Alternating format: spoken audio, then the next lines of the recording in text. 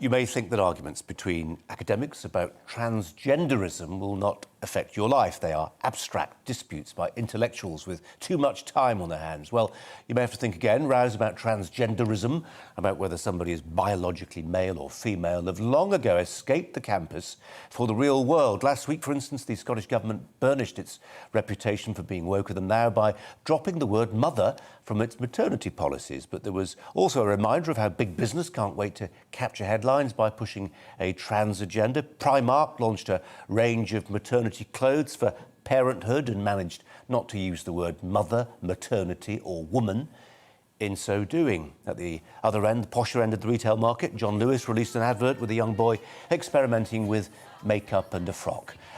There are those who question whether this is wise or a representative of public opinion or even science, or whether it's just harmless fun. But people who say that, they sometimes tread warily. Professor Robert Winston appeared on Question Time last week and admitted he'd probably get hate mail for having the temerity to suggest on national television that there was such a thing as biological sex. Well, our next guest can perhaps relate to some of this. They started legal action after they say their son was left feeling confused by a boy in his class who started wearing a dress. Nigel and Sally Rowe from the Isle of Wight hope their lawyers can persuade the government to take action against the Church of England school where their son was a pupil. Let's turn to them now. Thanks so much for your time. Let's start with your son. You're still homeschooling him. That's right. Yes. And sons. Presumably indefinitely. Well, yes, the way the culture is going, probably will be indefinitely, yes.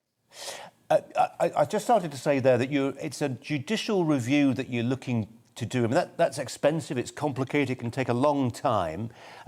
There are those people who aren't fans of judicial reviews because it sort of ties the hands of elected politicians. What are you trying to achieve with it? Well, what we're trying to achieve is for the government to change its stance on the guidelines given to schools. I think the guidelines are very dangerous. And one of the I have to essentially say this, that in the letter we got from the school, which I believe is the guidelines, is that my 6-year-old son would be deemed transphobic if he didn't believe literally that the other child was a literal boy or girl. And this is just ridiculous. You can't do that with such young 4, 5, 6-year-old children. They don't have the cognitive ability to work those sort of things out. And so therefore, we feel that this is an ideology being pushed in schools through this guidance, and we simply feel that this is wrong. It's immoral. We shouldn't be doing this. Sally, is it a widespread view, do you think, in the school playgrounds? I mean, amongst other parents, amongst other mothers you talk to, is your view widely held? Yeah, I believe it is. We've had lots of support from parents all up and down the country, indeed even internationally, but particularly in our country, they're very concerned. This seems to be happening more and more. They're endorsing it, they're promoting it, and the guidance has been set up as best practice by the government.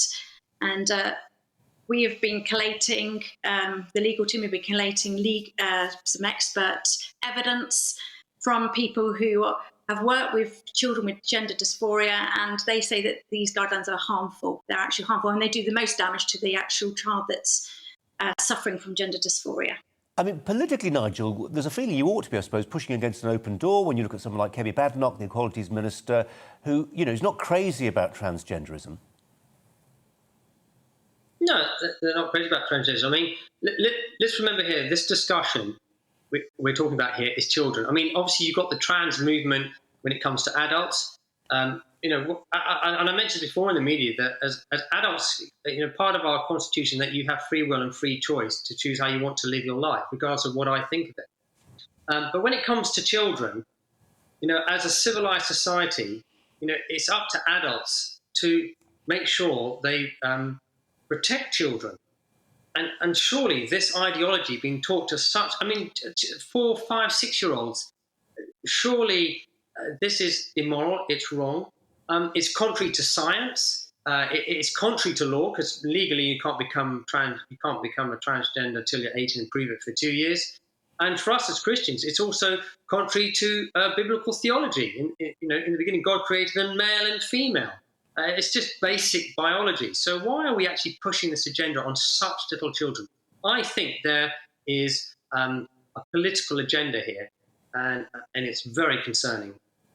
Nigel and Sally Rowe, keep us posted with how you get on, and thanks for joining us this evening. Really appreciate it. Thanks ever so much.